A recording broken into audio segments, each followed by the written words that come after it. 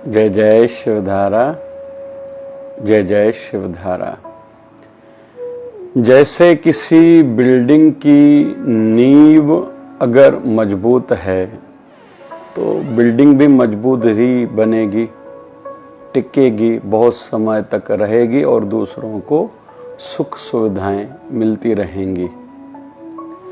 वैसे ही अपने जीवन का आधार है, हमारे जीवन का आधार है हमारी विचारधारा, हमारी सोच। फिर सोचने का अंदाज कैसा है, किस घटना को, किस बात को, किस काम को, किस व्यक्ति को हम कैसे देखते हैं, कैसे लेते हैं, इस पर भी बहुत कुछ आधारित है। और अगर बेस में होगी ऑनेस्टी, ईमानदारी, सत्यता, तो जीवन मजबूत ही बनेगा, फ्यूचर हमारा ब्राइट ही होगा। जैसे हम लोग ब्रांडेड कोई भी चीज लेना चाहते हैं, कोई भी चीज हो, बाटा का शूज, मतलब हमें पता है ये मजबूत होता है, ज्यादा महंगा भी नहीं होता। एडिडास का स्पोर्ट्स शूज अच्छा होता है, मजबूत रहता है और बहुत समय तक चलता है। पूमा की हमें शर्ट लेनी है, अच्छी होती है। एलईडी लेनी है तो हमें सोनी, जो जापानी कंपनी की, मजबूत है, थोड़ी महंगी है। हम लोग सोच के ही लेते हैं क्योंकि विश्वास है, ये मजबूत है। मतलब ये लोग ईमानदारी से, ऑनेस्टी से अपनी मेंटेन क्वालिटी को करते हैं, क्वालिटी में कंप्रोमाइज नहीं करते, ये हम लोग मानते हैं। पार्ले जी सस्ता बिस्किट है लेकिन अच्छा है, चाय के साथ अच्छा है, हम लोग मानते हैं। वैसे ही हमारा जो बार्बर है, जो टेलर है, या जिसके पास से हमने किसी इंजीनियर, ठेकेदार से, आर्किटेक्ट से हमने बिल्डिंग का काम कराया, फर्नीचर का काम कराया, जिससे हम लोग पर्दा लेके आए, अगर वो ठीक निकला है तो हमारा उन पर विश्वास बना है और ये भी विश्वास है उनकी क्वालिटी मेंटेन ही होगी, और जो मेंटेन नहीं करता हम उनको छोड़ देते हैं। वैसे ही हमें खुद को प्रेजेंट करना है और ये याद रहे हम भी एक ब्रांड हैं और उसके रिप्रेजेंटेटिव हम खुद ही हैं और कोई नहीं है। जितना क्वालिटी को मेंटेन करेंगे उतना हमारा वैल्यू बढ़ेगा। हमने जुबान से जिसको जो कहा, जो वायदा किया, वचन निकला, उस पर पूरा उतरे, मतलब हमारी ब्रांड मजबूत हुई। हम कहीं भी जाएंगे सत्य का साथ देंगे, ये हमारी ब्रांड का प्रचार हुआ। हम कभी भी किसी के लिए गलत कह ही नहीं सकते, दूसरों को विश्वास आ गया है, समय समय पर हमने ऐसा व्यवहार करा है, हमारा चाल चलन ऐसा था, तो हमारी ब्रांड मजबूत हुई। तो बेस सब में क्वालिटी मेंटेन, मतलब ईमानदारी, ऑनेस्टी अगर होगी तो फिर किसी भी संस्था के साथ हम जुड़े हुए हैं, पंचायत के साथ, समाज के साथ, फ्रेंड सर्कल के साथ, कुछ लोग अपनी बात कह के मुकर जाते हैं। कभी कभी तो कुछ लोग तो मानते तक नहीं हैं, कुछ लोग जानबूझकर, कुछ लोग अनजाने में शायद भूल जाते हैं या जानबूझकर भुला देते हैं या झूठ बोलते हैं। उन्होंने अपने ब्रांड पर खुद ही कलंक लगाया है। विश्वास जो लोग कर रहे थे थोड़ा बहुत पहले, अभी विश्वास लोग नहीं करेंगे। तो नींव मजबूत हो। पांडवों और कौरवों में ये अंतर था कि कौरव गुरु द्रोणाचार्य को उस दृष्टि से नहीं देखते थे, चाहे चाचा विदुर जी हों, पितामह भीष्म जी हों, इनका साथ जरूर चाहते थे, लेकिन उस दृष्टि से, मतलब मान सम्मान की दृष्टि से उनको नहीं देखते थे।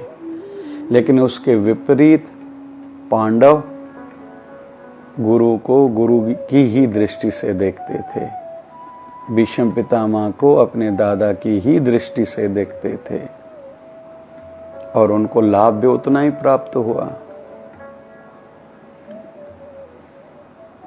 आजादी के कई नेशनल हीरोज हैं जिन्होंने भारत को मां के रूप में देखा था। हालांकि शहीद तो और भी कई हुए होंगे, लेकिन भगत सिंह ही हमें क्यों याद है? क्योंकि वो उस दृष्टि से अपने देश को देखते थे। और नहीं शायद देखते होंगे, कुछ तो फर्क होगा, हम ज्यादा इसमें समाज में विवाद में नहीं जाते। तो कुल मिला के ऑनेस्टी बेस में हो, हमारे घर में चाल चलन में हो, फ्रेंड सर्किल में हो, पंचायत में, एसोसिएशन पे, अपने गुरु स्थान पर, गुरु संस्था में भी हमारी ऑनेस्टी हो। हम किसी की पार्शलिटी वन साइडेड कभी भी दो के बीच में न चलें। भक्ति से भी ऑनेस्ट हों। कुछ भी हो जाए, भक्ति में कंप्रोमाइज नहीं, भजन में कंप्रोमाइज नहीं करना है, ध्यान में कभी भी कंप्रोमाइज नहीं करना है, सेवा में जब तक जीवित हैं अपने हाथों से छोटी में छोटी सेवा हम लोग करते रहेंगे, इसमें कंप्रोमाइज हम लोग नहीं करेंगे। यह नियम भी हर किसी को खुद ही बनाने हैं। ये दूसरों के कहने से कोई फर्क नहीं पड़ता कि हम लोग इतना करते हैं, हम तो ये चाहते हैं। ये चाहने से काम नहीं होता। जब जब सम्राट अशोक का नाम सामने आता है तो भगवान बुद्ध याद आते ही हैं। जब जब भगवान बुद्ध का नाम आता है तो सम्राट अशोक याद सामने आ ही जाता है। जब जब राजस्थान के इतिहास का नाम सामने आएगा तो राणा प्रताप सिंह नाम सामने आता ही है। फिर चेतक घोड़ा भी नाम याद आता ही है। फिर उनका राम प्रसाद करके एक हाथी भी था, और जो दुश्मन दल के राजा थे वो चाहते थे ये हाथी हम ले लें, लेकिन वो सदैव उनकी रक्षा करता था। इतना समय हो गया उस हाथी की और घोड़े की भी हम लोग चर्चा कर रहे हैं, क्योंकि वो मालिक से वफादार था, ऑनेस्ट था, सच्चा था।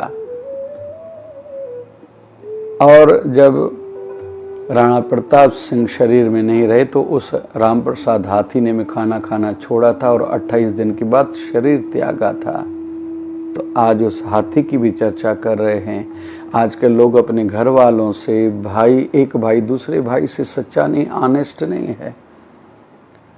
बच्चे बड़े आदमी बन गए, विवाह हो गया, धंधा हो गया, या नौकरी मिल गई, छोकरी मिल गई, तो अपने माँ बाप से सच्चे नहीं हैं। उनके माँ बाप वृद्धाश्रम में रहते हैं या तो दुखी रह रहे हैं, खाने का वांदा है उनको, तो वो अपने भविष्य के लिए कैसे सोच सकते हैं हमारा भविष्य अच्छा होगा या हमारे बच्चे हमारी सेवा करेंगे? ये कभी भी वो नहीं सोच सकते। जिस समाज से हैं उस समाज के लिए आज आप कुछ नहीं करोगे, कुछ बन गए हो तो निवेदन है जीवन में सत्यता को अपनाएं। हमारे गुरुदेव 1008 सद्गुरु स्वामी शिव भजन जी महाराज सत्यनिष्ठ थे। जीवन का आधार सत्य ही था, भले कितनी भी चैलेंजेस तकलीफें क्यों नहीं आए हैं। और हमें बचपन में सिखाते थे नो कॉम्प्रोमाइज, अपने व्यवहार में, विचारों में, वाणी में नो कॉम्प्रोमाइज, ऑनेस्टी पर डटे रहो, तकलीफें आएंगी, छोड़ना नहीं ये पथ। और जो चीज ठीक होती है उसका लाभ मिलता ही है, अच्छी चीज का लाभ अच्छा ही मिलने वाला है, कर्म जो भी होगा। हमारे आश्रम में एक गोटी सोप करके है, जो पिंपल्स बच्चों को होते हैं फेस पे, या फेयरनेस चाहते हैं या गिलो सदैव चाहते हैं, तो हमारा शिवधारा आश्रम का गोटी सोप है। कहाँ कहाँ दूर दूर जाता है, भारत के कई बड़े नगरों में, मेट्रो सिटीज में दूर दूर तक ये जाता है। चीज अच्छी है तो लोग लाभ ले रहे हैं और बार बार मंगाते हैं। शिवधारा आश्रम में जितने भी सामूहिक जनेऊ पवित्र संस्कार या सामूहिक विवाह होते हैं, उसमें किसी भी चीज़ का कंप्रोमाइज़ नहीं किया जाता कि भाई शहनाई वाला कम वाला हो, भोजन में व्यंजन कम हो, या किसी भी प्रकार का कोई भी जो रस्म समाज में होती है वो उसमें कंप्रोमाइज़ किया जाए, बिल्कुल नहीं। इसलिए लोगों का विश्वास ये है, अगर यहाँ अनाउंसमेंट किसी भी नगर में शिवधारा महोत्सव के माध्यम से शिवधारा मिशन फाउंडेशन की ओर से हुआ है, सामूहिक विवाह या सामूहिक जनेऊ पवित्र संस्कार होंगे किसी भी शिवधारा महोत्सव में भारत के किसी भी प्रांत में, तो उनका विश्वास है विधिवत होगा। तो हम लोग भी जीवन में सत्यता को अपनाएं। और जैसे दशहरा विजयदशमी बोलते हैं, और दशहरे की संध्या काल को भी विजय काल कहा जाता है। जिनको भी जीवन में विजय पानी है, कोर्ट केस चल रहा है, या संसार में जीत के जाना चाहता है, मोक्ष पाना चाहता है, या किसी भी डर से छुटकारा चाहता है, तो संध्याकालीन बैठ के ध्यान करें। ओम हन हनुमते नमः, ओम हन हनुमते नमः। अपने गुरु मंत्र का जप करें, प्रार्थना करें अपने गुरुदेव, अपने इष्ट देव से, उनका भला होगा ही। भगवान श्री राम ने उस दिन रावण का वध करा था, तो विजयदशमी वही दिन है। रावण दहन होता है, राम जी की पूजा होती है, और राम जी की पूजा करने से विजय होती है, जीत होगी। किसी भी क्षेत्र में हम लोग कमजोर पड़ रहे हैं तो, और उसी दिन माँ दुर्गा ने महिषासुर का वध करा था। माता रानी की भी कृपा होगी, राम जी की भी कृपा होगी। उस दिन झाड़ू दान करने से, संध्याकालीन झाड़ू दान करने से माँ लक्ष्मी की कृपा बरसती है। अस्त्र शस्त्र लोहे की भी पूजा की जाती है। तो विजय के लिए है। ये सब उदाहरण हमें सीख दे रहे हैं, सत्य पर, ऑनेस्टी पर, ईमानदारी पर डटे रहो, जीवन में तुम्हारी विजय होगी। जैसे हम लोग किसी भी प्रकार की ब्रांड पर विश्वास कर रहे हैं, क्योंकि वो लोग खुद को, क्वालिटी को मेंटेन कर रहे हैं, वैसे हम भी खुद एक ब्रांड हैं। अपने वाणी पर, विचारों पर ईमानदारी का कवच लगा लें।